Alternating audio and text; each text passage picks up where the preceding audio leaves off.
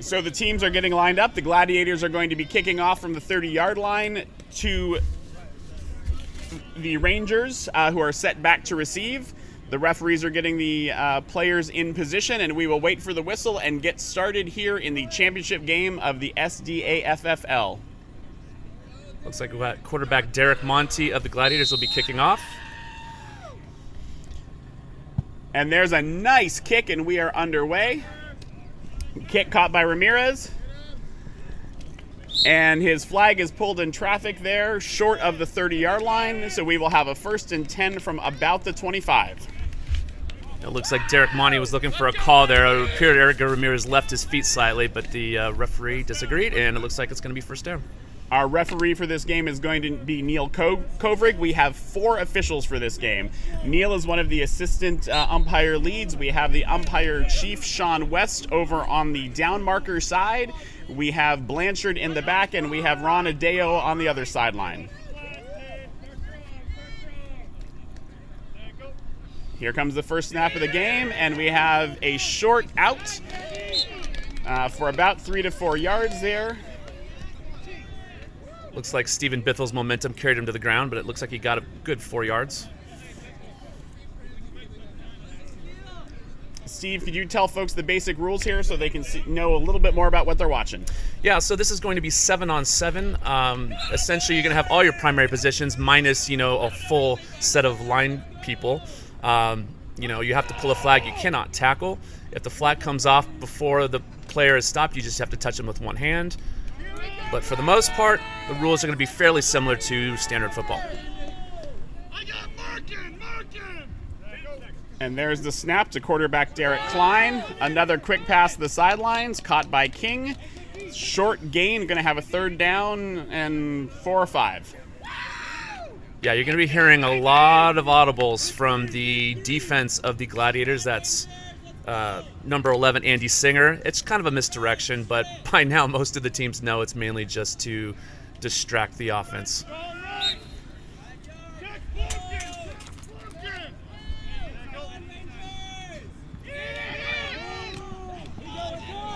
Out route to the other sideline, this time to Edgar Ramirez, picking up the 1st down, and we're going to have a 1st and 10 from somewhere just short of the 40.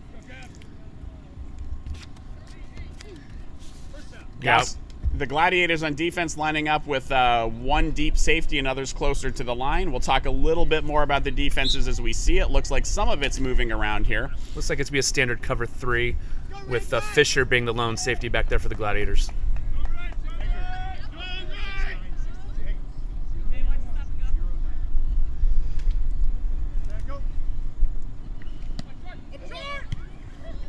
Another quick pass, good pull of the flag there by number 23. That's Robert Natividad. He's one of the rookies this year on that Gladiators team.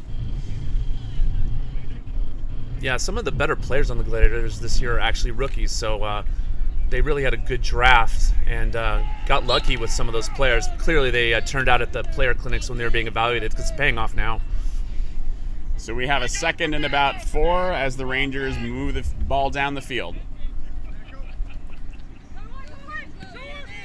Short pass across the middle this time. Very quick flag pull by number 11. That's Andy Singer. Looks like the 2nd consecutive pass to Ramirez, 3 total for the game. He obviously has a groove going with Derek Klein in this game. So what you're seeing here are a lot of short passes. That is fairly typical for this game. The quarterbacks only get 1 run per possession, so he's saving that right now, so you're going to see a lot of short passes, some long passes, but this is a typical way to move the ball down the field. You're not going to use that deep pass unless you have to, and it's smarter. Again, another pass to Ramirez. And another very nice diving pull.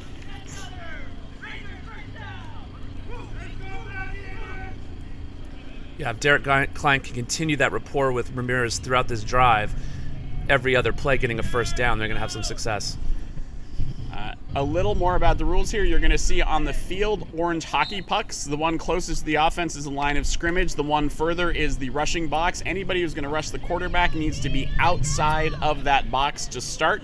And when someone who is outside that box crosses the line, then other people can as well. Another short pass with a quick tackle. We have a flag on the play. Not sure what that's going to be. May have felt like that pull was a little hard, or may have been something that we didn't see earlier. It looks like Ramirez, the receiver, collided with the defender, so I'm not sure what that call would be, because that's usually incidental, obviously.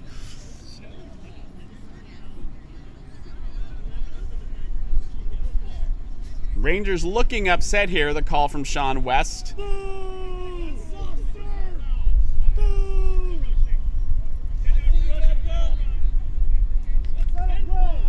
So there's a personal foul on the offense. I thought he said illegal rushing. It sounded like he said bull rushing, but that tells me that it was in fact a call against the receiver for running into the defender. But again, normally you're an official, that's incidental. It's hard to know what the calls are, and we can't see every angle, but I tend to agree with you. From my angle, I didn't see anything particularly surprising or bad on that play. And we have another flag on the ground. Complete pass from Klein well downfield. This is probably an illegal block. Yes. This was being an illegal block, but it's, every single pass has been to Ramirez. Oh, it's holding. Holding. Yeah. So there's lots of different ways to do it, but basically what we were looking at there was that the blockers seem to be stopping the progress of the rusher, and they can only sort of impede. They can't move with them. They can't hook them or things like that. So ball is coming back further here. We are still, I believe, on first down, but it is now about a 1st and 20. If not more. Yeah, an illegal block can be anything from the guard or center fully extending their arms instead of keeping them bent when the rusher comes by. It could be a block in the back. It could be a lot of different things there, but that was unfortunate because Ramirez got his 6th catch of the drive and could have gotten him closer to a first down had that counted. And we have the snap. Klein scrambling further back. So got 2 rushers on him. Going a quick pass to 91, who is shadowing him down the field for the outlet, but a little behind him and hits the ground for an incomplete pass. Is going to be 2nd and 20-ish. And number 7, Kevin Kendrick, the rookie, he was the defender of the Gladiators that was running alongside the quarterback, making sure that his throwing lane was blocked. He was running with his arms waving in the air and essentially used the sideline as his 8th defender and forced the quarterback to run out of bounds and couldn't get the ball off in time.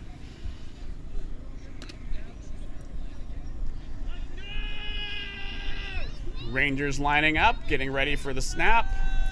How much you want to bet this ball's going to Ramirez? Seems likely from before. There's Klein, there's the rushers, and the flag is pulled. This is going to be a very deep sack. Another loss of 10 yards or perhaps more. You can see West there marking it very close to the 40-yard line. And that was a sack, not a penalty, so it is going to be 3rd and approximately 30 yards. Yeah, that was a great pull by number 12, Mato Simura, for getting that sack. But yeah, this is going to be really tough. At this point, all you can do is really try to get as close as you can to the first down line. So if you have to turn the ball over on downs, you're not giving it to him at midfield. So for those who watched our semifinal coverage with the same Rangers team, it looks like something different is going on here with the Gladiators and their defense, because Klein had much more time to make accurate throws in that first game. Yeah, when it's 3rd and 30, you can play deep on defense. Don't let anything. And in traffic with the rushers, another sack.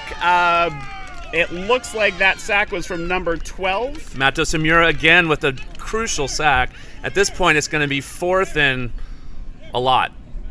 So they have 2 options on this play, the offense with the Rangers. They can kick the ball and line up and declare it and have protection for that kick, or they can run a normal play that still allows them to punt. We'll see. I think it might be smart for them to punt, only because it'll give them a chance to regroup, because running regular plays hasn't been working, but we'll have to see what they do here. It looks like they've agreed with you. The umpire has said it's a declared punt, okay. So they are lining up. Yeah, it's better just recollect and regroup. And a good kick from Klein. Good kick.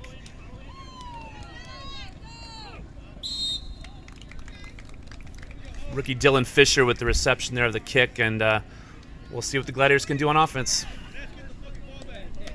So this is a non-tackle sport, but it is not a non-contact sport. You will see some contact here. Defenders are allowed to bump receivers within 5 yards. There shouldn't be much contact on flag pulls and at the end of plays, but we're seeing some folks run into each other a little bit here. Yeah, this is going to be a little bit more physical and chippy because it's a championship game. These are competitive teams. Again, it's not tackle, but it's definitely contact. Regular blocking rules apply.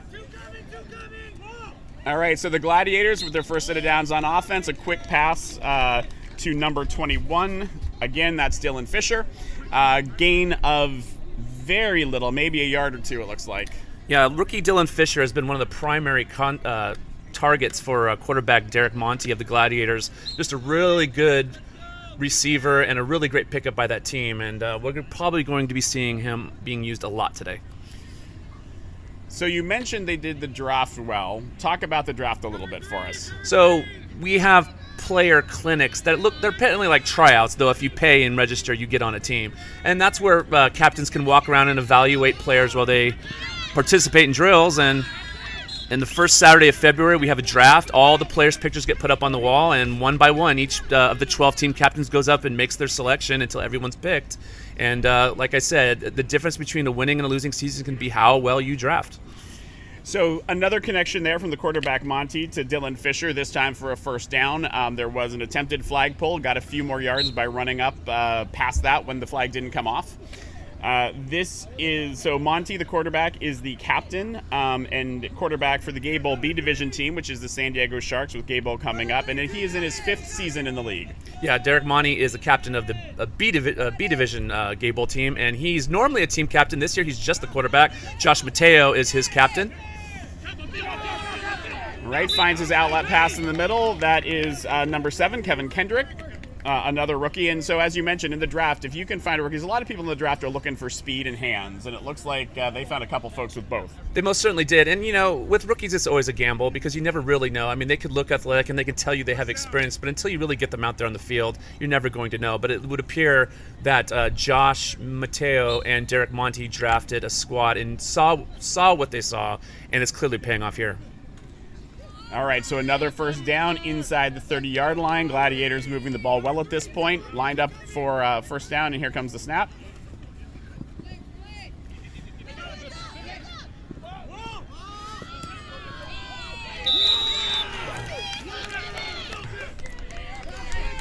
All right, so we have waiting to hear the final call here. Looks like that was a catch. I think he maintained possession. Even the ball came out at the end. We're moving the sticks, so I think that is the call. That's a complete pass after a little bit of bobbling and a lot of concentration.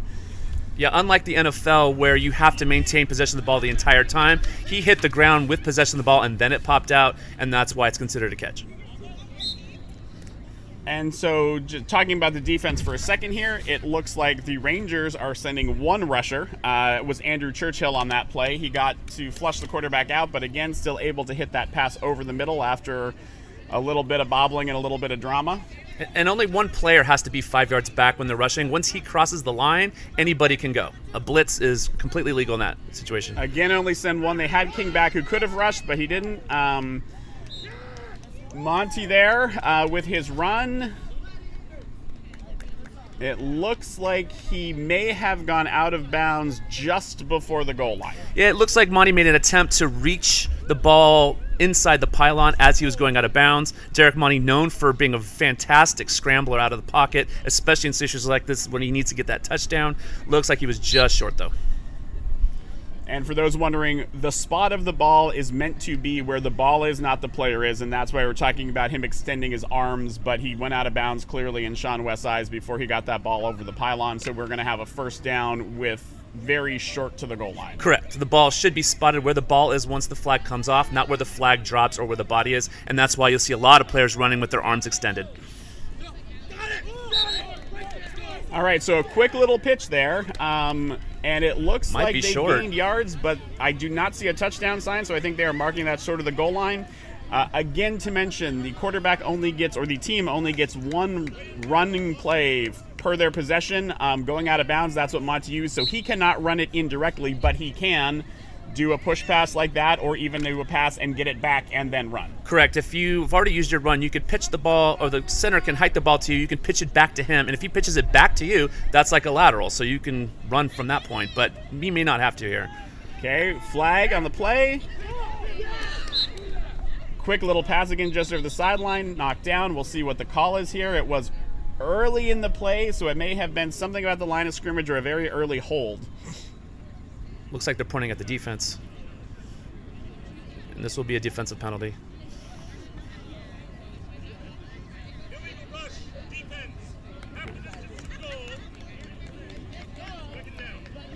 Yeah, it should be noted that this year the entire rusher's body has to be behind that 5-yard puck, and some rushers are having a hard time adjusting because if they lean forward and any part of their body is hovering over that puck before they rush, that would be an illegal rush. Usually, I agree with you. Usually when it's called an illegal rush, it's because somebody crossed the line inappropriately. Usually if they're running into somebody, it's still illegal, but they call it a bull rush. Got it. Another quick snap. And the flag was pulled, but we see the signal from Ronadeo, and that is a touchdown. It looks like Dylan Fisher on the motion play was able to get his arm just over the line right before his flag got pulled, so that's a touchdown. And so that is going to make our score Gladiators 6, Rangers 0. The Gladiators will have their choice of going for 1 or 2 on the extra point here. It looks like they are going for 1. Yeah, you will.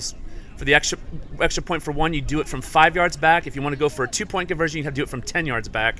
Looks like they're just doing the standard 1 point here. Oh. Throw a little low, but pretty good. Just couldn't quite handle it there. That's going to keep our score 6-0 in favor of the Gossip Grill Gladiators. We mentioned our sponsor for Cloud Sports Network, which is the United States Gay Sports Network. All of these teams in the SDAFFL have sponsors as well. So Gossip Grill, a local bar with women's themes, and Park and Rec, another bar in University Heights. Yeah, Park and Rec is one of our more recent sponsors, but the location used to be Bourbon Street, which is one of our first sponsors we've ever had. So even though they changed ownership and changed themes, we kept them on board. So it looks like they've got a team in the championship game this year.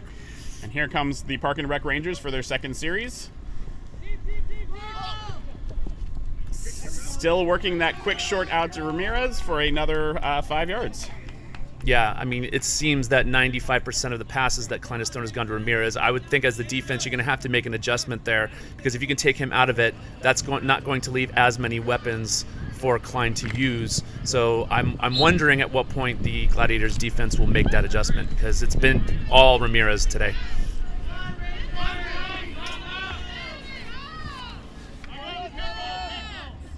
Gladiators still in that likely cover 3 with 1 deep safety. Klein throws. Finds Sumkus over the middle. Looks like the chains are moving, and that's going to be a first down. So usually on any given week, there is an event at a sponsor bar or a sponsor location. Is there something for today after this championship game? Yeah, so after our games, we usually have a post-game social. If it's not an event like a flip cup tournament or a drag show, we just go to one of our sponsors and support them by having everyone come out. And this year, as we do with every year, Urban Moe's is where we'll be going after the championship game. It's kind of a tradition. They're also one of our earliest sponsors, and so it's kind of a nice way to finish the season over at Moe's. So that's where we will be going from 3 to 7 p.m. today if you want to stop on by and say hi. All right, 1st and 10 from the 30. Rushers getting in there one more time. Klein throwing, finds 91 on the run. That's Ramiro Chavez. Yeah, so Urban Moe's part of Moe's Universe, which in fact had 2 teams represented in the semifinals. Both Hillcrest Brewing Company and Gossip Grill are part of Moe's Universe. Correct. They are both part of the Moe's Universe, and Moe's Universe has been one of our most loyal sponsors. They really have come through for us over the years, and and that goes for all of our sponsors, including Uptown Tavern and Park and Rec and and Flicks and all the rest of them. We're a nonprofit. We cannot thrive unless we have supportive sponsors, and we do thank them for their support all these years. So the Park and Rec Rangers moving the ball well this drive, inside the 40-yard line with a 1st and 10. Klein back to throw. Rushers coming in again. Andy's getting in there. Similar play to last time. Found number 91 cutting up with him. It's going to be a gain of about 10. looks just short of the first down. We'll see what referee Neil Kovrig calls when he can line it up. Yeah, it looks like Derek Klein heard me, and he's been moving the ball over to a different player, and now it's been Ramirez for back-to-back plays. But again, those have been his two biggest targets, and why not? He's had success, and he's just going to keep going with it as long as he's getting first downs.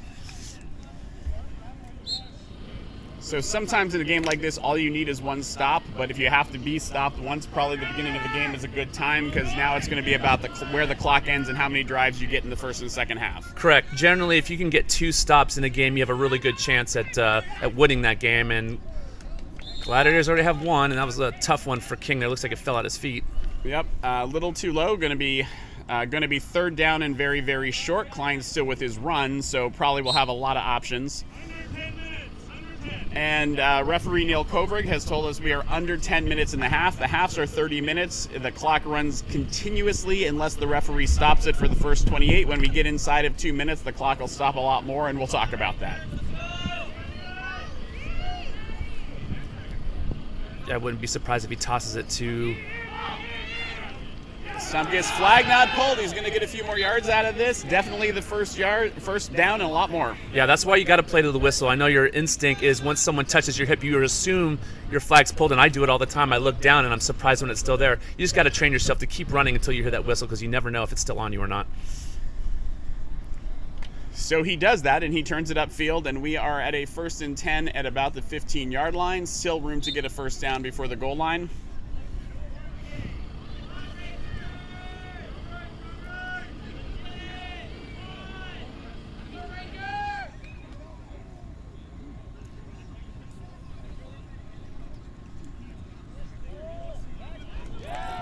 Pass to Sumpkis, and looks like the side judge, Adeo, lining it up outside. Yes, it's short of the first down. We are going to have a first and...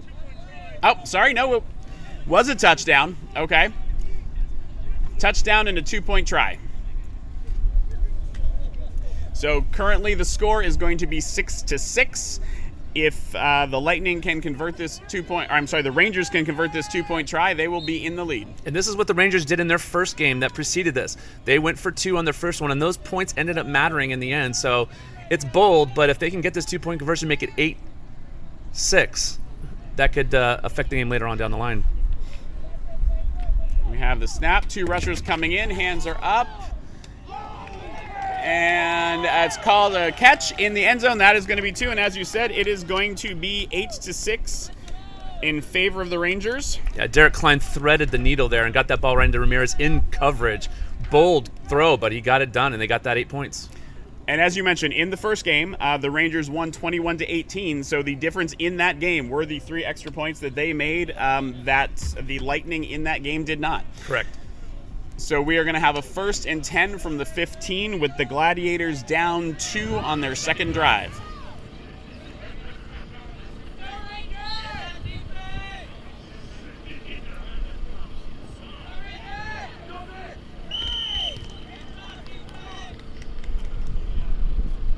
Looked like the Rangers dropped back into coverage there. They did. I think they were expecting something deep from Derek Monty, but despite that, Monty could not get it to John Marug, the rookie number 27. It was just looks like it was a breakdown of the play there. Possibly because Marug was out of position. It looks like he was trying to run a out route. And we have 7 minutes left in the game. We have a 2nd and 10 from the 15-yard line.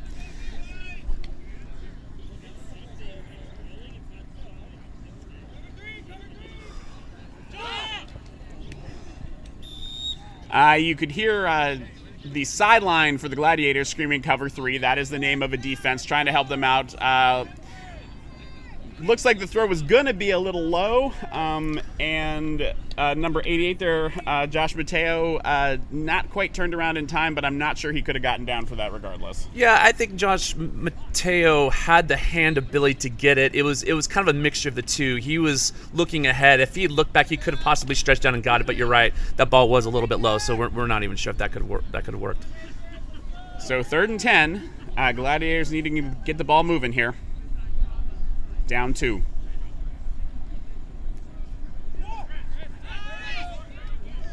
quick little pass up the middle, went for the flag. Player goes down. I don't see a flag from the umpires. Again, you're not allowed to tackle, but I think that was just some tangling and falling as he went for the flag. Yeah, I think that was incidental on the defender, Chris Booth. I think he was wrapping around just to sure he got that flag. Usually when the bigger players wearing flags, you have to use 2 hands around to get it, and they got their legs tied up a bit. Good non-call there. But that was enough for the first down, and so we are going to have a 1st and 10 from about the 26, and referee Neil Koverig has said that we are under 5 minutes.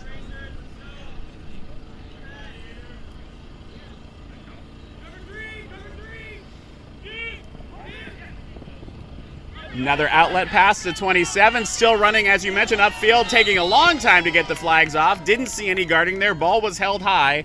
Blanchard has the spot at about the 35-yard line of the Rangers.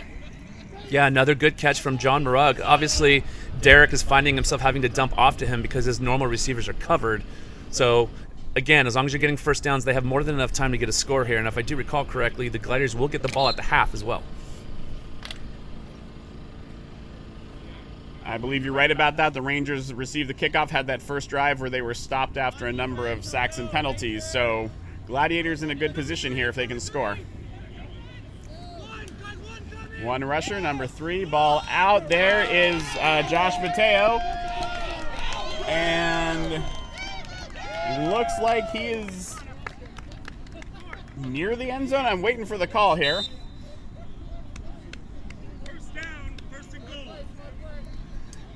It looks like that was a strategic move to burn the clock. They're confident that they can score, but if you would have, I think this is a strategic move to burn time off the clock because they don't want to give the Rangers time to score, and if they don't, that means the Gladiators will have the ball at the second half, and I think that's what they did. I have to agree with you. He seemed to purposely stay out of the end zone, which will help them burn the clock, but you know, the 2-minute warning goes a lot longer than 2 minutes. It seems often a little early to do that, but we'll see how it turns out for them. Certainly 2 minutes is more than enough time for the Rangers to score. Yeah, I think at this point you just want to go ahead and get that touchdown because you're going to need that either way.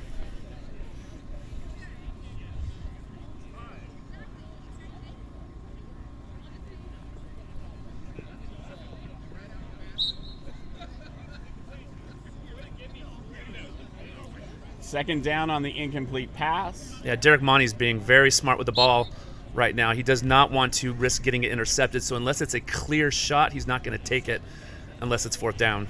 And again, since we're not inside of 2 minutes yet, the clock is still running despite the incomplete pass, so at least it seems their goal is to score not before the 2-minute warning. Right. If they can, they're going to do it right at the 2-minute warning, it looks like. But again, they need to score, and it's already second down, so I would just go ahead and take the points at this point and just challenge your defense to stop the Rangers before halftime.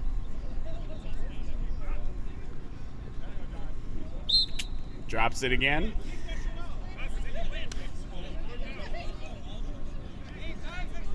Have to say this is a mix of strategy and confidence.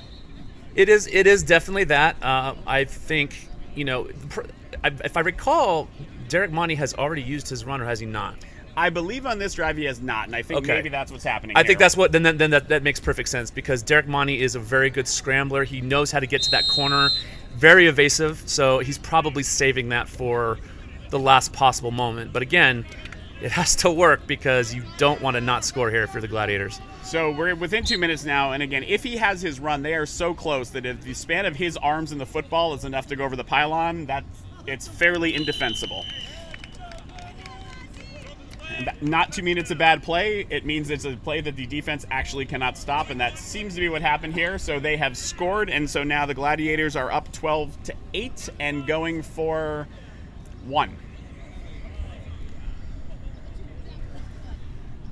And this is untimed, so we will have most of 2 minutes left on the clock when the Rangers get the ball.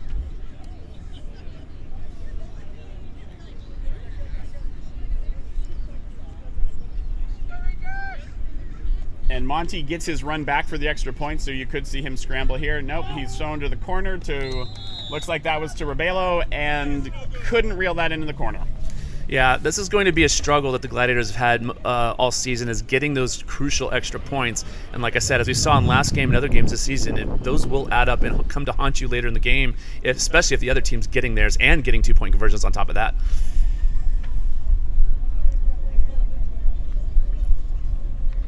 So it looks like the Rangers have an opportunity here for a true 2-minute drill. 1:59. So that play on which Monty scored took 1 second. Worth it, I guess. So as we mentioned, the rules change here a little bit. The clock will stop for incomplete passes and players getting out of bounds.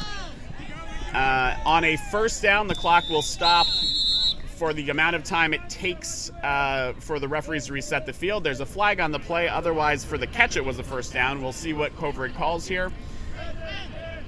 And teams have 4 times timeouts for the game. They can use 3 in any given half. It'll be interesting to see what it is here. It looks like the flag was thrown. Personal foul, bull rushing, defense number 37, 10-yard penalty at the end of the run, first down. And a bull rush is usually a rusher must make an attempt to go around the blocker. They cannot run directly into them, nor can they split in between 2 guards that are touching shoulders. They have to make an attempt to go around, so that's likely what happened, was the rusher ran directly into the blockers. And so this is actually, some penalties go from the line of scrimmage. This is going from the end of the run. So this is a big chunk and a big loss for the Gladiators in terms of yardage here. Yeah, that was a pretty costly penalty. They had already gotten nearly to midfield on their first play, and now they're going to be at midfield thanks to that illegal rush. So as you say, 1st and 10 from just past midfield. Clock is running now. That's winding motion. And there's the snap. 2 rushers coming in. Quick throw out to the sidelines. Nice catch there by number 33, Stephen Bithell. Yeah, Stephen Bithell hasn't really been utilized much in this game, but again, as we saw in the last game, he's got good hands. He's an athletic receiver. If Derek Klein wants to give Ramirez a break, or any of those other guys, Bill's a good target. Yeah, he seems to have had a target for the drive. It was Ramirez, then it was Chavez.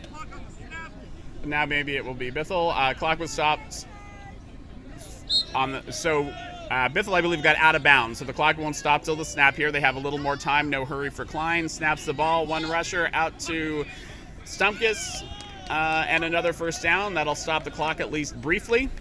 Yeah, Park and Rec is just eating up yards right now, and for the Gladiators, it's crucial that they get this stop here if they want to get ahead to the point where Park and Rec has to score twice at the beginning of the second half when the Gladiators get the ball. So at this point, Park and Rec is driving well.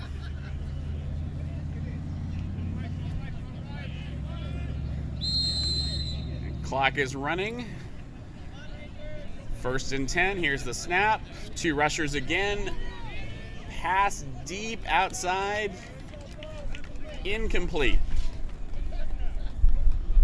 1-2-6. Little bit of contact between the defender and the receiver, but I think that ball would have been uncatchable regardless. Yeah, it was, and that's why the referees were, made the right call by not making one.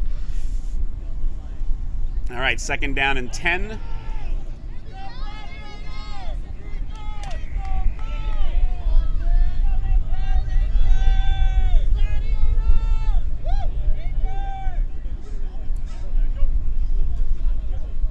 Three rushers this time coming in. Looks like Klein finds Bithell as the open man. 1st down, and we are going to be inside the 10. Yeah, the Rangers can definitely just take their time here. They're well close enough to get that score based on how they've been driving the entire game. And again, they want to burn off as much time as possible to prevent the Gladiators from scoring before we go into the second half. And Klein's still with his runs, so if the Gladiators decide to drop 7 in coverage, he can just go take it himself. Correct.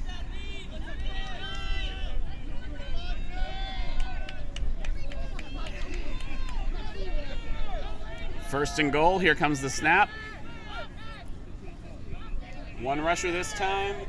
Quick pass to Ramirez. Looks like it was caught short of the goal line. Yeah, it looks like it's just short. It looks like he fell down and his knee hit right before.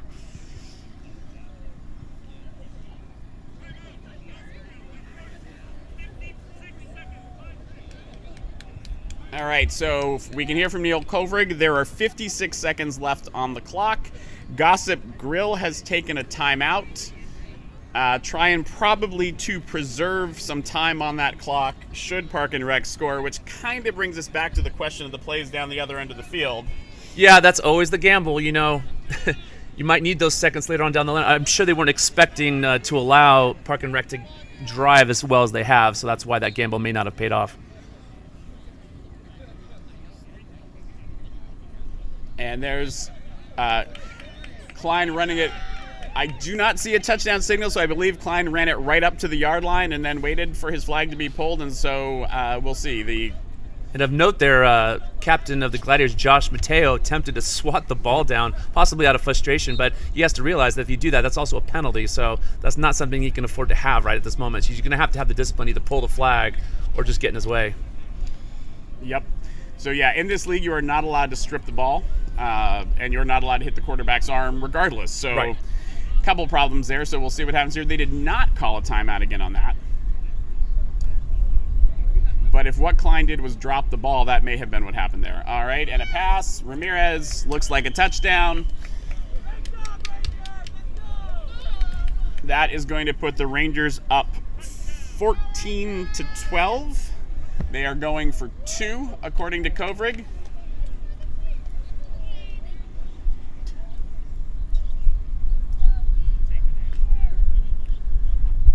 And after this, again, this is untimed, so after this we'll see how much time is left on the clock for Gossip Grill.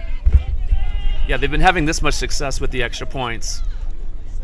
7 seconds left on the clock. So why not go running. for 2?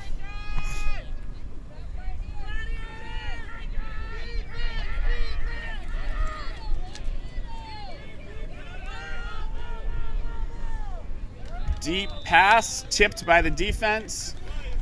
Try is no good. So with 7 seconds left on the clock, it is 14-12 in favor of the Park and Rec Rangers, our number 1 seed. Hard to do much with 7 seconds. You can at most get 2 plays. You can make a deep throw. Usually what we see here are one very deep throw or a shorter throw with lots of pitches. Yeah, you might be able to get one throw off and quickly to the sideline, but at that point, you're just setting us up for a not as long pass. And, of course, the Rangers are going to take the typical defensive formation where they're going to have everyone play deep, not let anyone get behind you. Barring a miracle, it looks like they're going to go into the half with the score the way it is.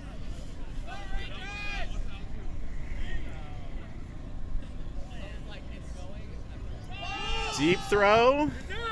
Caught. All right, so halftime is called. On that play was a deep throw down to, I believe that Dylan was Fisher, the rookie. Dylan Fisher, rookie again. Nice catch. Could have tried to turn it upfield for the last play, but instead tried to pitch it back, and that pitch was behind him. It would have been legal, but instead knocked down by the Rangers to end the half with, again, a score of 14-12. Yeah, so we're seeing examples here of both teams not having too much problem scoring, as you pointed out, this is an offensive league, but we're seeing the differences between the defenses. The Gladiators are having a bit of a struggle stopping the Rangers from moving down the field. So fortunately they get the ball at the half, but it's going to be crucial for them to score on that first drive in the second half. So our sponsor for the halftime show in this championship game is the Football League, the San Diego American Flag Football League, or SDAFFL. It was established in 2004, and the SDAFFL is one of the largest flag football leagues of its kind in the United States, with over 200 players and home to 7-time NGFFL national champion San Diego Bolts. Please follow them on Facebook or Instagram, or visit SDAFFL.com for more details. So started in 2004. This is the 20th season. Steve, you've been here for all of them. I've been here since day one. This is my 20th season as well. So as the league ages, so do I. I enjoyed, I'm still playing as a player in addition to being on the board, and it's just been really nice to see how the league has grown. I mean, you used to play in the league yourself, and now you're one of our officials, and it's just really great to see how far we've come in 20 years almost. It is a great bunch of players in a great league. As you mentioned, I did play, I hard to even remember now, from about 2007 to 2011. Took a little break. Honestly, still loved it, and could do the games, but this is a serious league, and so usually if you are playing on Saturdays, you are practicing on some day in the week. I was also playing softball, but missed the camaraderie too much and was invited to come back as an official, and so I've been doing that for a few years. And it's great to remain a part of this league. Yeah, and that's one of the things that separates this league from a lot of the other flag football leagues in San Diego is the social aspect. I know a lot of people that come over from the other leagues that say we're well organized, we're social, and that the social aspect is really our biggest strength, because you can ask any of the veterans in this league, some of the closest friends they've ever met, the people that end up being in their weddings, the people that they go on vacations with, they met through this league. And I think at least half of my Facebook friends are people I know either through this league or from the various tournaments we go throughout the year. So I'm really proud to see what we've been able to accomplish since 2004, and I'm more shocked that 2004 was 20 years ago, to be honest with you. It's hard to believe, and I agree with you. We talked a little bit about the draft early on, and it does allow teams to get new players, but one of the things that happens in this league is that everybody plays with everybody eventually, and I think more so in the softball league, most people identify with their team, and that team is largely staying together year to year to year, and that is the team that, if successful, goes to a World Series. People move around. Get to play with a lot of people, and so there's more of a feeling of connection to the league with football than in some other sports. Correct. When you take kickball and softball are much more team derived, we basically are much more league centric in the sense that when we have socials, the entire league comes out. Now, a lot of captains can still draft their same core guys every year, as we see, for example, with the Park and Rec Rangers. Derek Klein and King Mike have been together all 10 years. But it forces you to see who's available, and you might find other players that are new rookies, and they might be part of your thing. But in 20 years, I've played with almost everybody in this league at least once for the most part, and it's great, especially for the tournaments, because you already know them. So we have a question coming from some of the viewers. Let's ballpark. How many couples do you think have been generated by this flag football league? How many couples have been generated by this flag football league? I know a couple. I've been in a few weddings from people that met in this league. There seems to be a fairly active dating pool from what I've seen, for better or for worse sometimes. But there's been quite a few people. In fact, I've been in this league so long. I had one of my first teammates. He met his wife on the sidelines. They got married and had a kid, and now that kid is in high school. So, yeah. So one of the things also want to mention is this is a very inclusive league. We haven't gotten to talk about it yet too much, but there are women and non-binary folks in this league. There are transgender folks in this league. And so try to be very inclusive and very excited to have those folks, and many of them are incredibly good players. Yes. If we talk about our Women's Plus players, many of them come from a women's tackle team in San Diego. So they're used to playing with pads and helmets. So, we've actually asked over the years, do you want to have your own division within the league? They said, no, we like playing with, all the other guys, because it toughens us up for when we go to the tournaments and have to play against the really difficult women's teams like Denver Mile High Club. They have won every single Gay Bowl tournament since they've had a women's division. And the San Diego Breakers, who's the team we send to Gay Bowl for the women's division, they've been in those games, the championship games against them, and they're a tough team, and we're hoping that they can actually pull it off in October in Seattle. So for those watching, I was looking at a phone here because one of the things that excites us is folks watching us and tagging people, tagging your friends. One of the reasons we like to do these games as part of Cloud Sports Network is to let these players who may have moved across the country, have family, friends, kids not in San Diego, get the experience of getting to watch their friends or loved ones play a sport that is recreational but very competitive and very serious. Yeah, and when our season ends in summer, so there's a lot of other events going on. There's Los Angeles Pride is happening right now, and sometimes it's a big ask to ask people to show up to some of these games to watch, especially if your team is out of it. So it's really nice to be able to have the option to watch the game streaming, because if they're sitting in their hotel room or wherever they're at and they can't be here, they can watch the game on their phone. And that's why I'm really glad that Cloud Sports Network exists to be able to provide these games to people, because it's something I get compliments about all the time, and a lot of people were asking about where they could watch. So we are on, I believe, the SDAFFL's Facebook page, and please do tag your friends so that other people know that they're playing and watching. We have a few more minutes probably before we are going to start the second half here. Just to talk for a minute about how the teams got here. So the semifinal games were between Hillcrest Brewing Company, which was the number 3 seed, and the Gladiators, who are playing this game. The Gladiators won that game, I believe, 41-13. For those who watched our first game coverage of the semifinals, the Park and Rec Rangers, the number 1 seed, defeated the Uptown Tavern Lightning, who was the number 5 seed, by 21-18. Yeah, this was the matchup that I think most people were probably expecting in the championship game, and not just for the cliche of it being 1 versus 2 seed, but these are the teams that have been at the top of the standings most of the year. The Gladiators faced a tough team in their first game today under normal circumstances, but Hillcrest Brewing Company, Havoc were missing their quarterback due to injury. Their defensive captain had to step in and do it, and the fact they kept the game as close as they could is pretty surprising. But in the end, the Gladiators did what they had to do. They won that game, and now they're in the championship game. Again, like I said, though, I think they're really going to have to step up some defense here, because so far Park and Rec has been able to march down the field primarily to decline to Ramirez, but we'll have to see. Maybe I've seen major adjustments made at halftime. Those speeches can be everything. You can make your adjustments at halftime. Gladiators get the ball. If they can score here and get their extra point, which they haven't done yet, who knows how this game will turn out. Yeah, Gladiators being down to not in a bad position getting the ball first. We'll see how many series each team gets. It was about, I believe, in that first half, Park and Rec got 3 series, having not scored on their first one, and then the Gladiators had 2 series, scoring on both and burning a little bit of clock at the end, or before the 2-minute warning and before they scored. So if they can go down the field and get the lead, going to be a wide open game. But it could, as with that first game, come down to those extra points. And as you've said before, this is an offensive league, so you're just going to have to assume that on every drive, for the most part, expect that team that you're playing against to score. So that's why those extra points are so crucial. It just comes down to how many possessions everybody has and how many people got their extra points and who didn't. And as we saw in the last game, that ended up mattering because the Uptown lost by 3 points. So again, Gladiators have to score on this first possession, and they have to get their extra points. Another thing that could come into play here is athleticism. So we have been under cloud cover and drizzle for most of the morning, but the sun is starting to peek through, and for both of these teams, it's their second game today. Correct. And, there are advantages to having warmer weather. You're less likely to cramp up. It keeps your muscles loose. I don't foresee the temperature being too much of an issue, but you're right. Both of these teams are playing back-to-back games. They're probably fatigue is starting to set in, especially for some of their workhorses like previously mentioned Ramirez and others. So, that the fatigue might start setting in here soon. We'll have to see if that has an effect. These are deep teams. They have other targets. So we'll be interesting to see who gets the ball in the second half.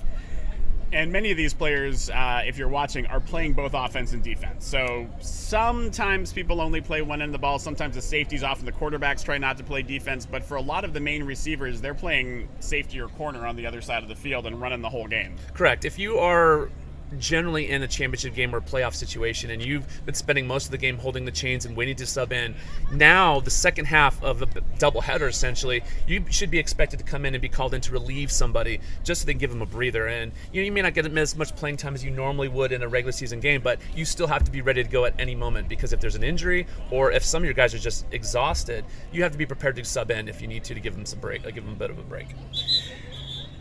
So Kovrig is blowing the whistle. The referees are coming back out on the field. The teams are already huddled on the sidelines. It looks like we're almost ready to get started with this second half. Again, this halftime show has been brought to you by the San Diego American Flag Football League, established in 2004, one of the largest football leagues of its kind in the United States with over 200 players, and the home to the 7-time NGFFL national champions, the San Diego Bolts.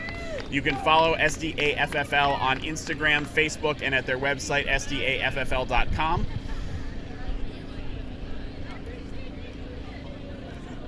Referees are set. Players are taking the field. The Rangers are lining up on the 30-yard line. They will be punting it away to the Gladiators, who will be on the other side of the field with players between the 30 and 40 and a few deep to receive the kick. Looks like Ramirez is getting ready to take the kick. Few last-minute substitutions here for the punt return team for the Gladiators.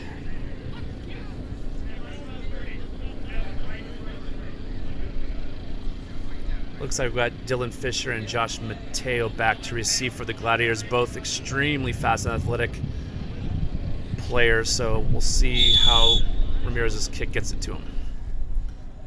Kick is in the air, high but not too far. All right, ball is called dead. So on the kickoffs, you have to catch it or field it cleanly on the hop. If you touch it and then it hits the ground, it's dead. It looks like that ball did stay in bounds. If a kick goes out of bounds, that's a penalty and you can get it to the 30, but it looks like it was touched at the 25, and we're going to start with the Gladiators having 1st and 10 from the 25. Yeah, and kickoffs are the only instance in our league where you can get a ball off the ground and proceed with it because there are no fumbles. Once the ball hits the ground, normally it is a dead ball. All right, so the Gladiators break the huddle and come to the line, and we are about to have our first play from scrimmage in the second half.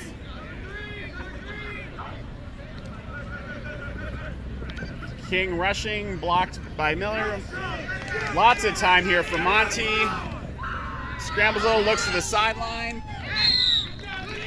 And we have a flag on the play here. And so we'll hold for that. It's possible Monty was over the line. So Dylan Fisher made the catch on the sideline, got a few extra yards out of not having his flag pulled. And we'll see Kovrig conferring with West and the other referees.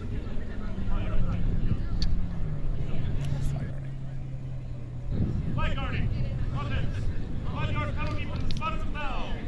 Wallace down. Second down. Yeah, I saw what he's talking about. It didn't look like flag guarding. He did move his hips slightly. I think his ball hand may have come down a little low, and that's what they're calling there. Yeah, so unfortunately it's natural to run with the ball and have it come down with your hand, but if it blocks the flag, that can be flag guarding. Also, if he did at some point have 2 feet off the ground, that can be called a jump. It's a rough penalty. It is a loss of down, so we're going to have second down.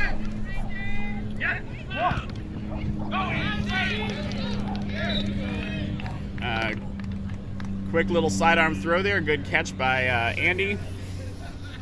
Gets a lot of that yards back. We're going to have third down and about 1 to 2 here. That was a good catch from Andy Singer. You know, being that dump-off valve for quarterback Derek Monty when his normal receivers aren't available, that's crucial that he keeps in the throwing lane so Derek can see him so he can make catches and plays like that. Okay, coming up to the line here. Dylan Fisher on the other side, Spencer Rebelo on our side. Quick throw out. First down. Looks like we are going to have a 1st and 10 from just short of the 40. Looks like the receiver Dylan Fisher just got the ball past the chain when his flag was pulled, so he got the first down. After the penalty, Gladiators still moving the ball well.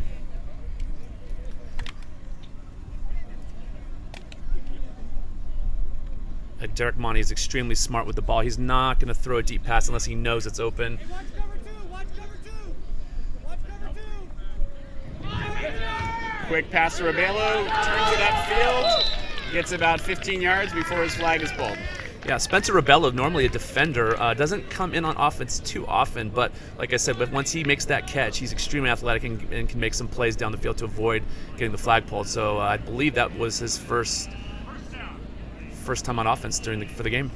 Good to see him back. I believe he was injured earlier in the season and missed a good chunk of games. Yeah, he missed about a month with a leg injury. He was being safe with it mainly because he had a feeling that they were going to need him in the playoffs, and it's clearly paying off now. All right, so at 1st and 10 inside the 30-yard line, Gladiators line up.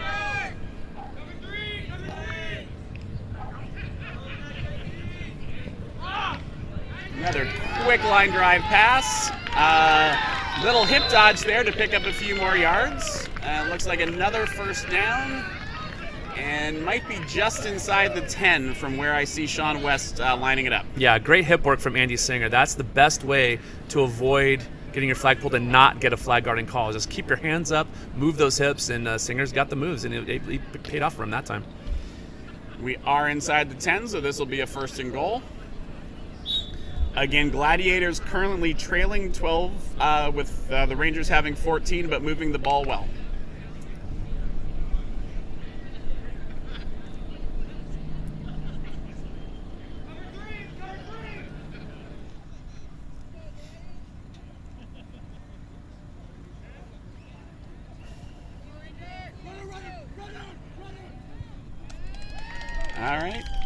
touchdown is signaled. Monty still with his run, runs it in, gets over the line. And that is going to put the Gladiators up 18-14 with an extra point to go. We'll see what the call is. Looks like they are going to go for one. And prior to this season, I played with Derek Monty as his center of the previous 4 teams I was on. We call that the Monty Scramble. He's got those little legs. He can get in there, scramble right in the end zone, and we presented him with a cooking plate with all of our autographs on it. We called it the Monty Scramble Award. So that's what he does, though, and don't be surprised if he doesn't do this move again for the extra point. Again, even if a quarterback has used his run during the drive, he gets that run back for the extra point. All right, so going for one. Motion, snap to Monty. Throw to the corner. Extra point is good. Right over Chris Booth's head. Nice little rainbow pass to Fisher in the back of the end zone there. And that's going to leave Gossip Grill up 19-14. So if that was the Monty Scramble, do I want to know what you called the full Monty? I have not yet seen the full Monty, and I've been to a lot of bars with him. So I'll keep you posted, though. All right, so 19-14 in favor of the Gladiators. The Park and Rec Rangers are going to have the ball and a chance to come back down and score and take the lead again. This will be a big defensive drive for the Gladiators in blue. Park and Rec hasn't had too many issues getting down the field. Let's see what they do on this drive. Snap decline. Quick pass. Shockingly to Ramirez with a little turn of the hips there for 5 more yards. Going to have a first down near the 30-yard line. I think Ramirez is getting paid per catch, personally, because he's racked them up today. This reminds me a little bit of back in the day when you would see Eric Reisner unstoppably giving a ball to Kiki down the middle. Oh, yeah. Reisner, one of our long-time and I believe Gable winning quarterbacks. Yeah, he's been the quarterback of all 7 of the championship and is the only gay quarterback to win a Gable championship. That's an important fact to point out.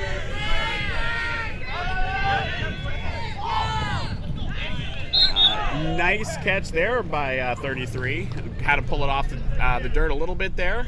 Makes the completion, going to be a second down. Yeah, Stephen Bithell with his forward momentum take him to the ground.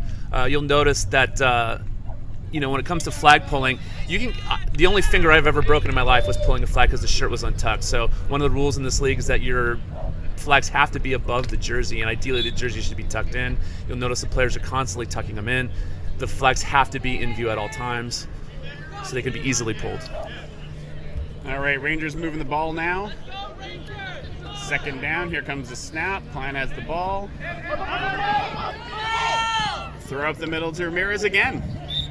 And a flag pull near the Gladiators 30, going to be another first down. So interesting point you made there about the gay ball. I didn't realize that about Reisner. This is an LGBTQ plus focus lead, but we do have a number of allies here, and sometimes some allies think that this would be an easy victory and find out that there are some very, very good LGBTQ plus football players. It's very entertaining to see our straight allies come in from other leagues and are completely blown away by how competitive and intense this is. We are very fortunate to have a league as deep in talent as we are, and that's probably why we've had so much success on the national stage. Pass over the middle there to King. Flag pull right near the first down marker. We'll see. Going to be a little close here. Nope, you can see Sean West. It's a first down. They're moving the chains, so we're going to have a first from just inside of the Gladiator 20. And one thing to note that Sean West, a co-head referee with Neil Kovrig, Sean West, we announced a couple days ago, is being inducted into the SDAFFL Hall of Fame this year at our banquet on Sunday. He's been a referee with us since 2005. Great guy, very level-headed, and you can attest. You referee with him. Really good honor for him. Great guy, great teacher. Well deserving to be in the Hall of Fame. So it looks like false start. So it looks like some motion there by the Gladiators on defense got some of the Rangers to jump. That's going to be a 5-yard penalty and move them back. Nice strategy there by the Gladiators. Yep. And like I said, when you have a team that's just driving down the field on you, sometimes you have to mix things up and make it interesting, and it looks like it paid off for them there. So now 1st and 15 from about the 25. 2 rushers. Singer with a dive almost gets there. In the end, able to avoid the sack, get the ball to number 91. That's Ramiro Chavez towards the middle for a pickup of about 5 yards, so we're going to be 2nd and 10. And that's tough for the rushers, too. You know, your instinct tells you to put your hands up to get your hands in the face of the quarterback so he doesn't have a throwing lane, but at the same time, sometimes you want to have one hand up and one hand going for that flag, because if you get the flag, you get the sack. So sometimes it takes some discipline to just ignore putting your hands up, just go for that flag and get the sack.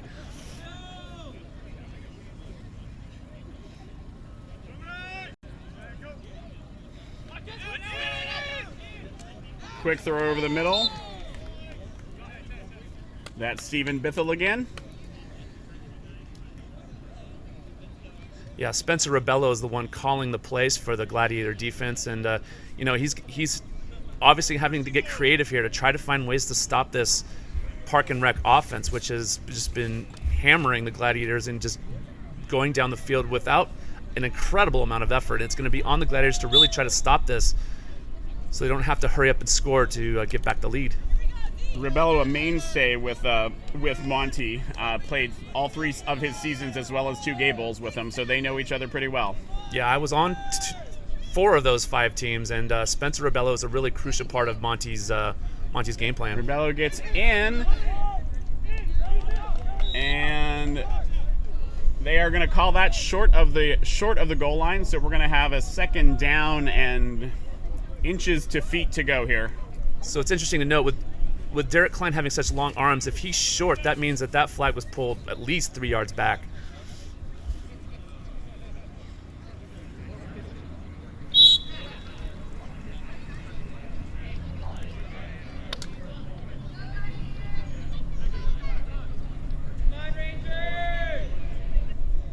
All right, lining up very close to the goal line here. 2nd down.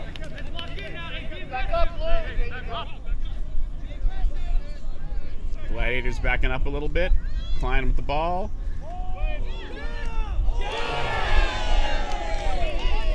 Waiting for the call here. Yeah, the call from Koger is a touchdown. So the ball was tipped. It was tipped up in the air. There was an attempt to make the play again, but the receiver did catch the ball and come down inbounds with at least one of his feet. that was a tough one for Derek Monty. He was in position, but he was just out-heighted there. Got the ball. The ball was actually deflected just over his head, and that's tough luck for the Gladiators there. All right, so we have a score now, I believe, of 2019 in favor of the Rangers. They are going for 2.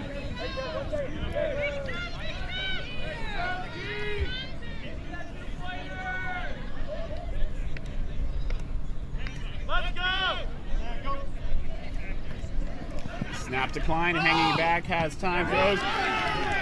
Okay, so that 2-point conversion was intercepted.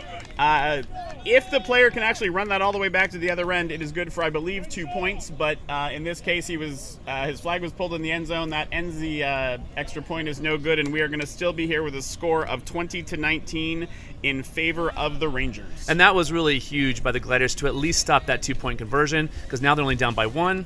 If they can score a touchdown and get a 2-point conversion, that would put them up by 7, which would be a more comfortable lead.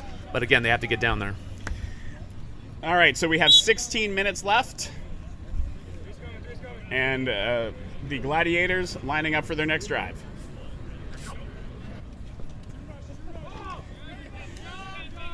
Quick pass to the middle. Flag pulled short of the 1st down. Yeah, it's rookie John Marug, who we saw more in the first half. Again, another example of using your linemen when your other receivers aren't open. I was incorrect. The yardage from the extension there was a 1st down, so we are going to have a 1st and 10 from about the 26-yard line. Still about half of the second half left here. Not sure. Teams just going back and forth scoring. Hard to know how to manage clock at this point. No, at this point, you just got to score, get your extra points, and try to stop the other team, but they're almost surely going to score on every drive. Monty with some time. pass complete with a little extra running there. I believe that's Josh Mattiau, your captain and safety, with a long play, probably the longest play of the game. And Derek Klein, normally quarterback out there on defense, managed to get that pull. Nice diving pull, but not before Josh Mateo got a big chunk of yards. So it looks like we are just short of the 10, so we are going to have a 1st and 10 from about the 11 or 12 there. Still room for a first down before the goal line. And just like that, the Gladiators threatening to take the lead right back.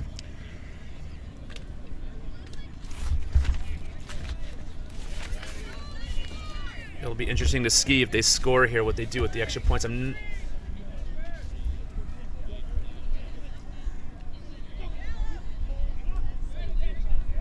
All right, quick pass there to Singer, picks up a few yards, and just like that, not actually one of our sponsors, but a show probably watched by many people in the league. Yeah, I would say so.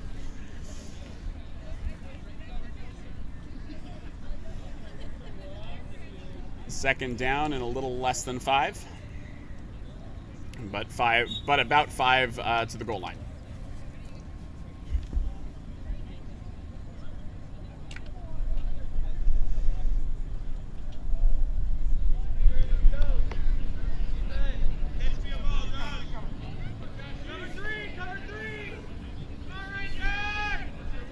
Lined up, snap to Monty. And here comes that Monty scramble again, I think. Yep. He had his guard go out so that way it would create a hole when the defender chased after him and just left a big hole for the Monty scramble.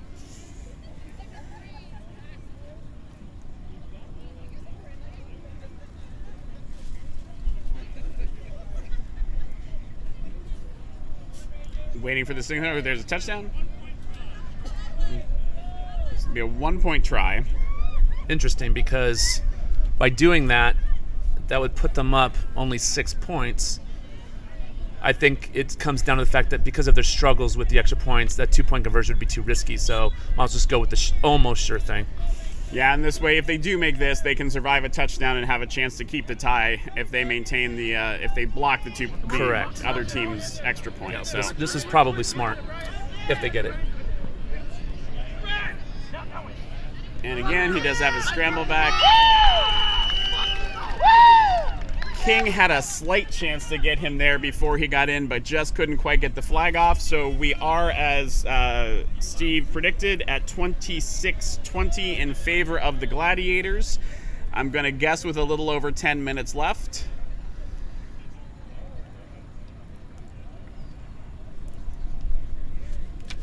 Yeah, so Spencer Rebello is going to have to find a way to try and get a stop. They haven't been able to do it all day, but there's plenty of time. If I would almost say that he might just want to let them go ahead and score, but I think it's too early to say that. I just know that he's going to have his hands full again, I think. Yeah, a little under 12 minutes now left on the clock. So, like you said, hard to exactly know where this is going to land. Nice pull there by Singer. I think that's Singer, yes. And so we're going to have about 2nd and 5. Yeah, I feel like, you let them score in professional football and college football is fairly rare. It's a little more common here because you can, sometimes plan out the clock. I think as we get down towards 4 or 5 minutes, that's going to be a little more likely. Right. At this point, it's just play. Make sure that no one gets hurt. If you can get a stop, great. But I mean,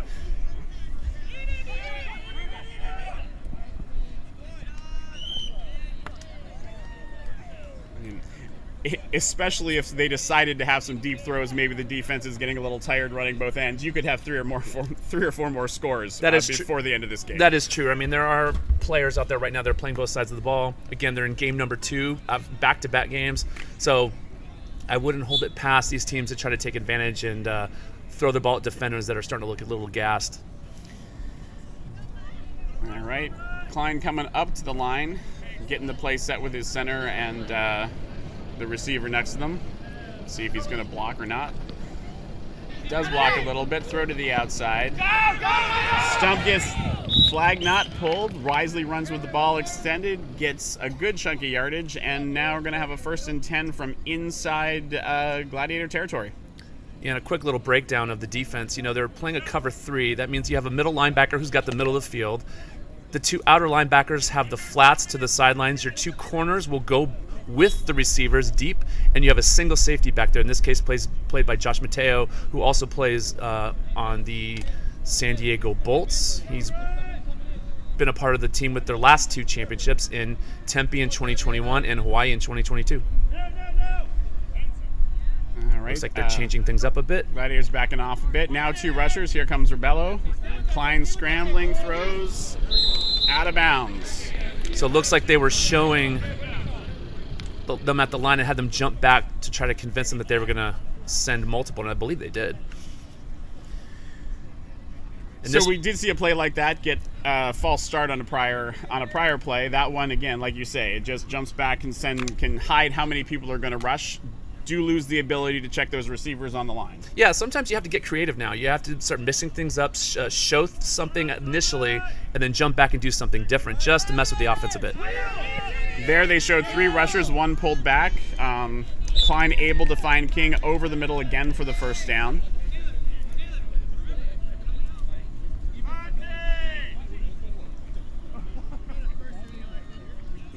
Yeah, these are 2 teams that are both looking for their first championships. This is Josh Mateo's 2nd year as a captain, and King's been a captain now for 11 seasons. Out of his 14 that he's played in the league. So they're both very hungry for this win. All right, 1st and 10 from just inside the 30. Snap to Klein. Little pitch. That was Nicholas Swallow taking the pitch there and getting a few more yards. Yeah, Nick Swallow's 2nd-year player. I was on his team his rookie year. Really, really good player. He's really come into his own. First time playing football in his life, and he's just one of those natural athletes. Last year he got his brown belt, so he has really good discipline with his footwork and his hands. So it's good to see him in a championship game getting to put those skills to use. All right, 2nd and short for the Rangers. Fakes the pitch. Now that is 21, I believe, Susan Leary catching that. Going to have a first down and a little bit more. Yeah, Susan Leary, solid veteran. Spreading the ball around is going to keep the defense on its toes. They probably slept on Susan Leary a little bit in this game just because she hasn't been used yet, but she's got the hands, and if she's open, got to throw it to her. All right, so we have 1st and goal because we're just inside the 10. Again, score Gladiators from Gossip Grill 26, Park and Rec Rangers 20, but they are very close to scoring here and evening things up. A little sidearm pass there.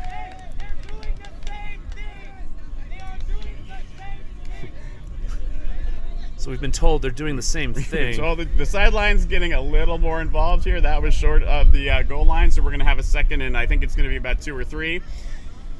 This is a tight game, and there's going to be some exciting spirits and maybe a little bit more aggressive play coming. Yeah, the previous game on Field B was pretty chippy. Looks like it's not so much the case this time, but I think it's because the score is close and everyone's just focusing on doing what they got to do. Klein taking a moment. Looks like ball was tipped, but still caught by King for the touchdown. So at this moment, we are 26-26, and we'll see how many they want to put on the board. Probably just 1. Yeah, Derek Monty again in a situation where the ball was just out of his reach.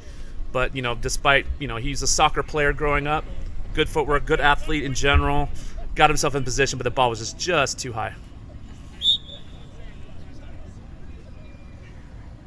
And this is huge. I mean, there is plenty of time for the Gladiators to go down and score, but better to score from a tie than to be behind 1. Yeah, if they can knock this down, this would be big.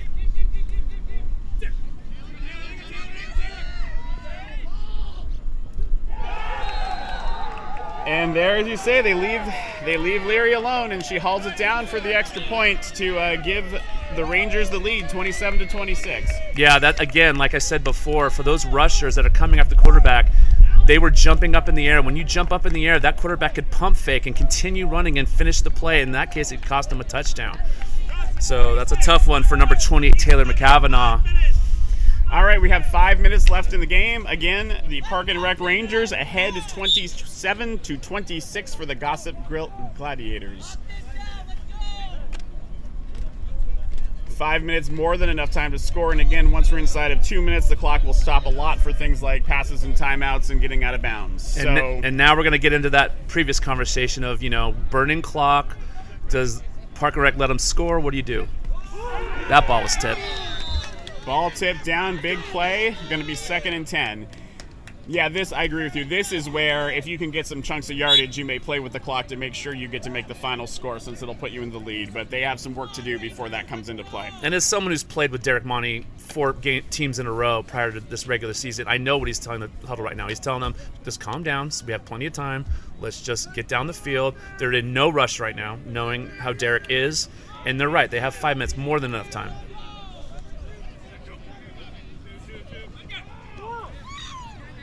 Ball to the sidelines there. Good extension, probably picked up a yard or two. It's going to be about 3rd and 4.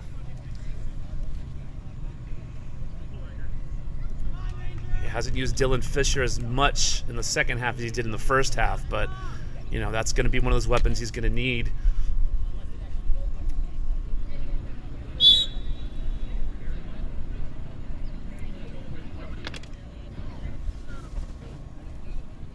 Gladiators taking their time here, but I think that was more about getting their best play.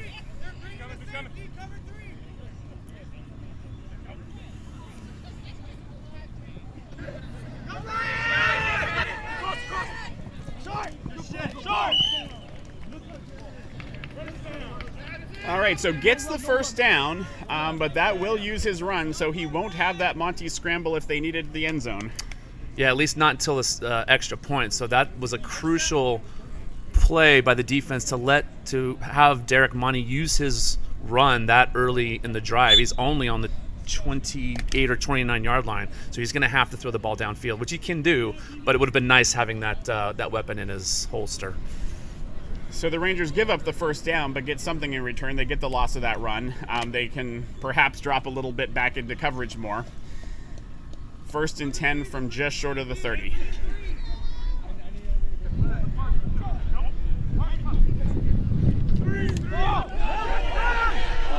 All right.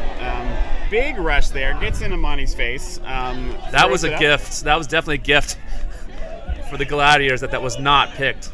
Yep. Right up in the air there. And that is a live ball. You can catch that, but sometimes hard to know where it is when you pop it up in the air. It was a great play to get there and just get in the way. So we're going to have 2nd and 10.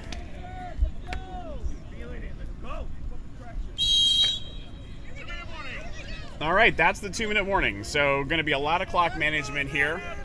A lot of throws to the outside, making sure your receivers get out of bounds so you stop the clock and have time to get down there for a touchdown. Snap the money. Pass is no good, off the hands of Mattiau. Well-designed play. It was there, just couldn't quite make that connection. It was a little too inside, close to his shoulder. Oh. Flag on the play, so the offense there gets a lifeline. There was a bull rush. Again, that usually means the rusher tried to sort of not evade the blocker but run over them. Big penalty, going to be a 1st down. The Gladiators have to take advantage of that. That's back-to-back gifts. One, not having that batted ball picked, and now having a bull rush call. They get that 1st down, and that'll put them in midfield with just under 2 minutes left. And the clock would be stopped for the penalty, so we'll probably get a count from Kovrig soon, but still a lot of those. 53 on the snap.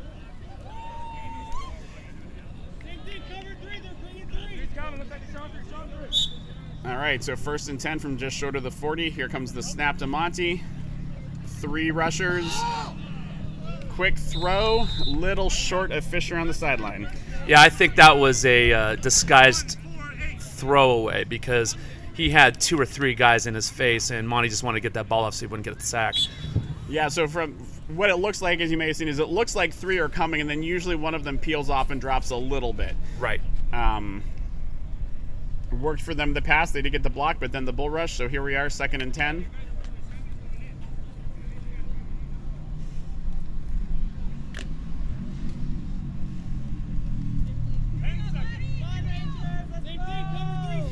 thought maybe they'd work that short middle after having the long throw to Mateo.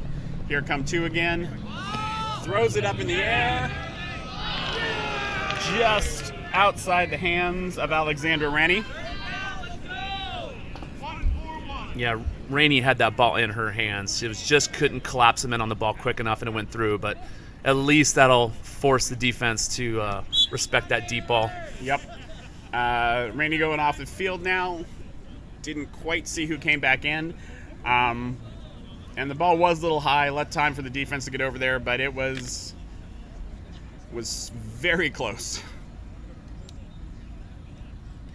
All right, 3rd and 10.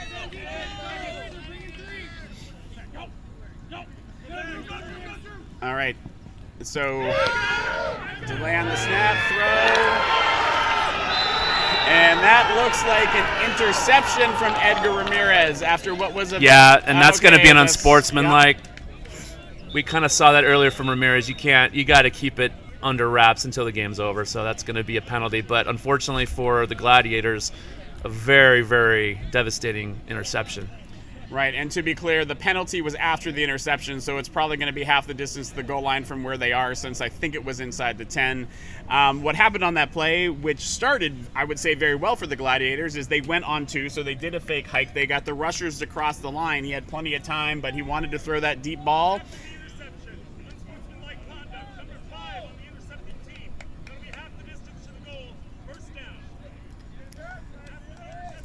Yeah, that's kind of minutia at this point, really. I mean, it was a risky throw from Derek to loft the ball up like that against this defense, especially when you got ball hawks on that team.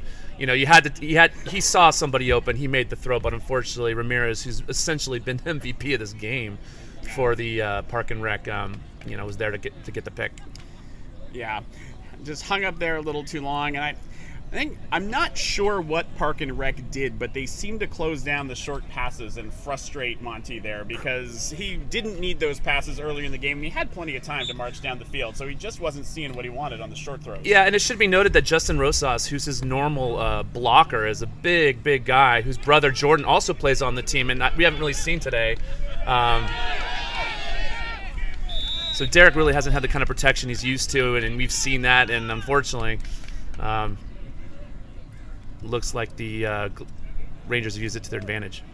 So Klein with a long running play there won't have a run, but they don't really need to score at this point. They're up. They can just, and again, it's a game of extra points. Correct. It is, absolutely. So going to take a little bit of magic here from the Gladiators to get this ball back somehow with any time left on the clock. And from that signal, because it was a first down inbounds, the clock is currently running.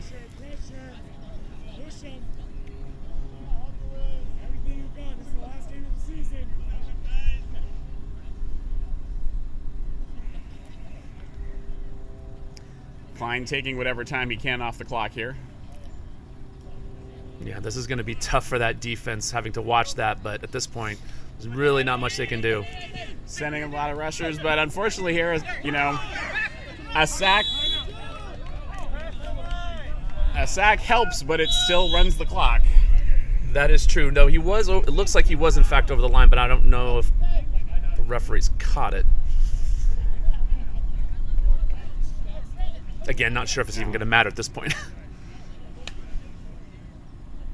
Let's see what the referees say. But yeah, I mean, even the penalty, it does stop it briefly, but it doesn't help them get the ball back, really. Timeout from Gossip Grill, so no penalty called if they needed to call a timeout to stop the clock. We've got second down. Yeah, it's going to come down to ball control right now. The Park and Rec is not going to do anything to risk a pick. So. And again, you can't strip at the ball. If you get the ball out of the quarterback's hands, it's going to be a penalty most likely. Yeah. And I understand you're going to be frustrated. You're going to want to do something drastic. But again, you got to play within the rules because you're only going to hurt your team more if you don't. And the pass is complete. And it looks like he got the first down. But he also went out of bounds, which stops the clock.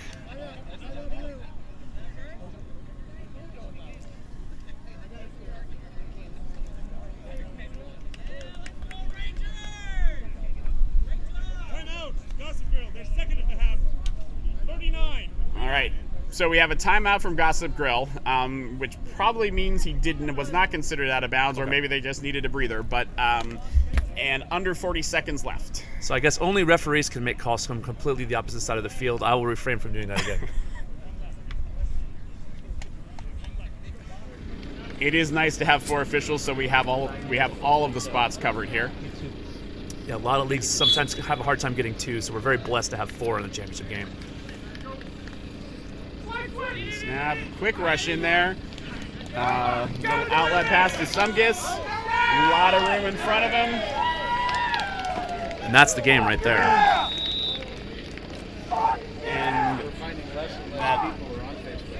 And did not see a signal, but I'm pretty sure that was a touchdown. There it is.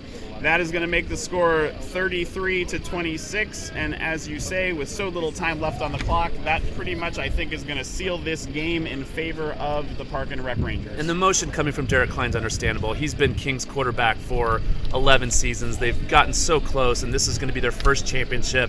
You know, this is really why we play this. You know, it gives people an opportunity to finally have that joy. I've played 20 seasons. I've only had 1 regular season championship.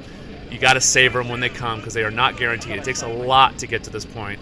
So really happy for King Mike being a leader in this league for so long to finally get that championship that he's been going for all this time. Yeah, so 11 seasons, 6 Gay Bowl championships, Hall of Famer, but sort of the final piece, get that league championship. Right. I mean, 11 seasons as captain. He's been in the league for 14. I mean, he was a 23-year-old when he joined in 2008. Klein sidearm throw. Yeah. Extra point is good. 34-26. And how fitting that the final catch of the game for the Rangers is to Ramirez.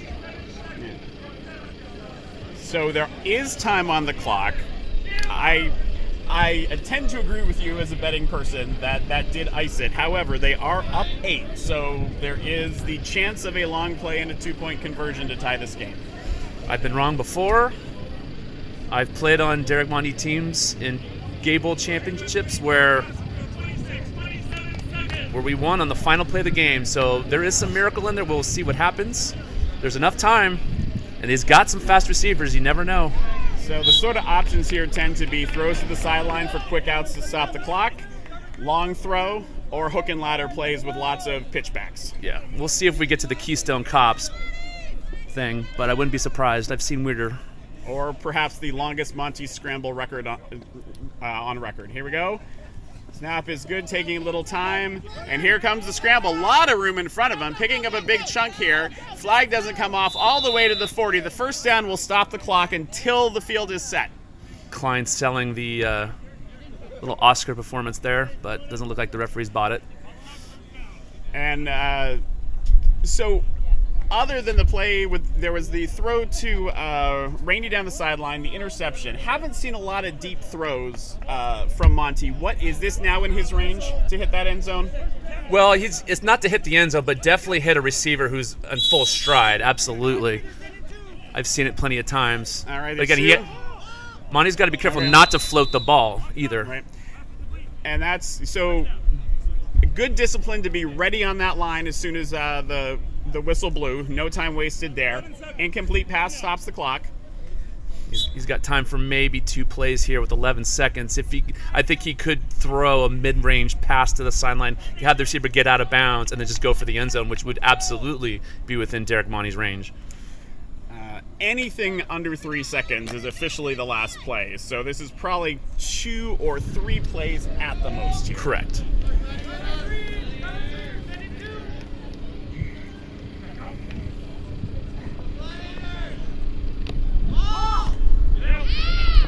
There's a catch and out of bounds. Clock will stop, and we are inside the 30-yard line. Now very much in range. Who's the fastest person Monty has to get down there? I would say rookie Dylan Fisher's is fastest.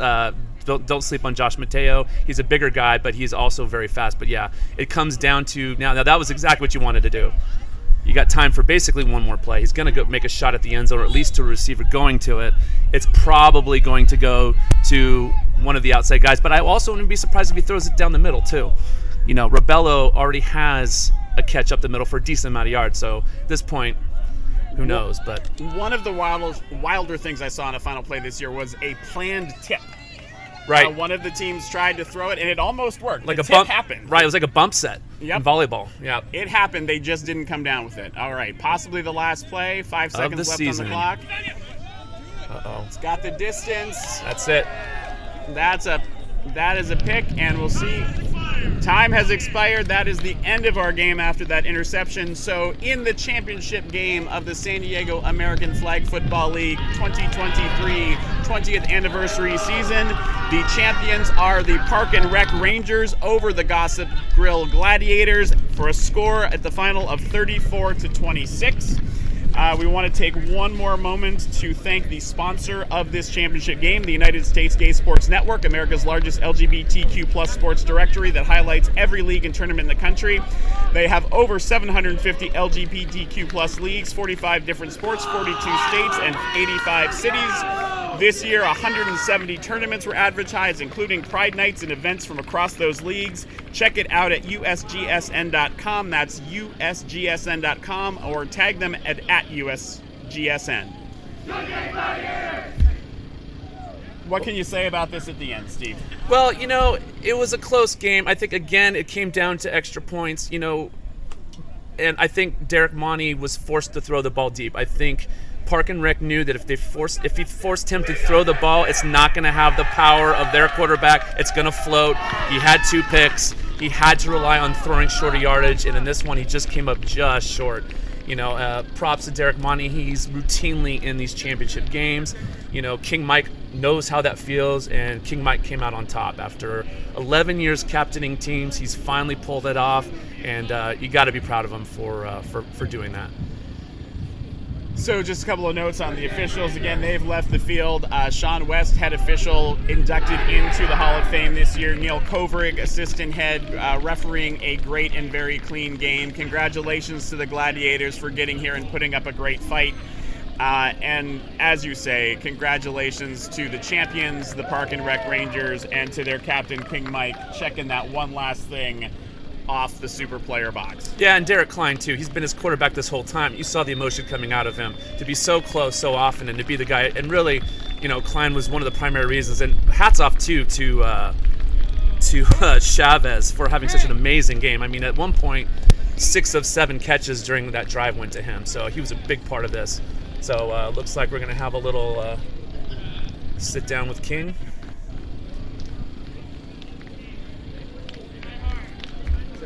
Come on in, yeah. Yeah, you can take over. Look at this mic. ASMR stuff. All right, so amazing game. Congratulations to your team. Congratulations to you getting that championship. I didn't realize this was going to be the first after all the other things you've done. How you feeling? I'm ecstatic. Probably, I think it was like my 12th season in SDAFFL. I'd never been to a championship until last season, and I didn't know if we were gonna get that championship today. I didn't want to be too disappointed if we didn't, but just an amazing feeling. So we got to broadcast both of your games today. Yeah. Both came down to the extra points. Yeah. Very important. Thanks to Derek, he likes to always be aggressive and go for 2, and it really paid off in both of our games, getting a couple of 2 extra point conversions. And the interception down there, Ramirez today, amazing on both sides of the ball. Edgar is a beast. I was screaming at him for getting the unsportsmanlike penalty for tossing the ball up in the air after the interception. But when we were in the huddle, I was just congratulating him and just playing in a great defensive game all around. So other than the good extra point plannings, was there a strategy going in that you've used today or this year for these teams? The funny thing is, I don't know if it's just like fate or fortune, but our doubleheader weekend, we played the white team and we played the blue team afterwards. Ah! Fuck yeah! All right, not exactly Gator. Oh, champagne. Oh! So No, you're good.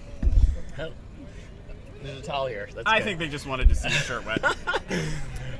So we played that white team on our doubleheader weekend, and we played the blue team after. So this is a mirror game time thing of just in the playoffs. So it's just kind of weird how that all worked out. So we talked a lot about the draft. You've been in the league 14 years, captaining 10 years. Oh, I'm 14. 10. Okay. How many of these people have you played with? Probably like 6 have been on my team consistently. So it's just have a good core group of people or people I enjoy playing with. And we always draft a lot of rookies on our team. It's just fun bringing them into the league and like having them get to experience like everything that I love so much about the league. Couple big catches by Susan Leary, one of the female players. Yes. For whatever reason in this league, the girls don't get a lot of respect on when they're playing offense, and our fucking girls in this league are some of the best in the nation. So anyone who's watching this, you better make sure you play tight defense on every single player, especially the girls. So league done, championship won. What's the gay bowl looking like? I'm not even there yet. I'm just ready to go to Moe's and get like their blackout lemonade, and then we'll look forward to the future. All right. Well, congratulations. Thank Enjoy you. the day. Enjoy Moe's. Thank you so much. All right. So that was a great chance to interview King again, Hall of Famer, now Gay Bowl winner, and now a SDAFFL champion. We want to, Cloud Sports Network wants to thank our sponsor, the United States Gay Sports Network. We want to thank SDAFFL for the opportunity to do this in their 20th season. A great championship day today. We look forward to hosting again. Cloud Sports Network will be continuing to do football and softball over the years, and our next telecast will be softball tomorrow from Fallbrook with the AFCSL. Thank you for watching. We look forward to working with you again.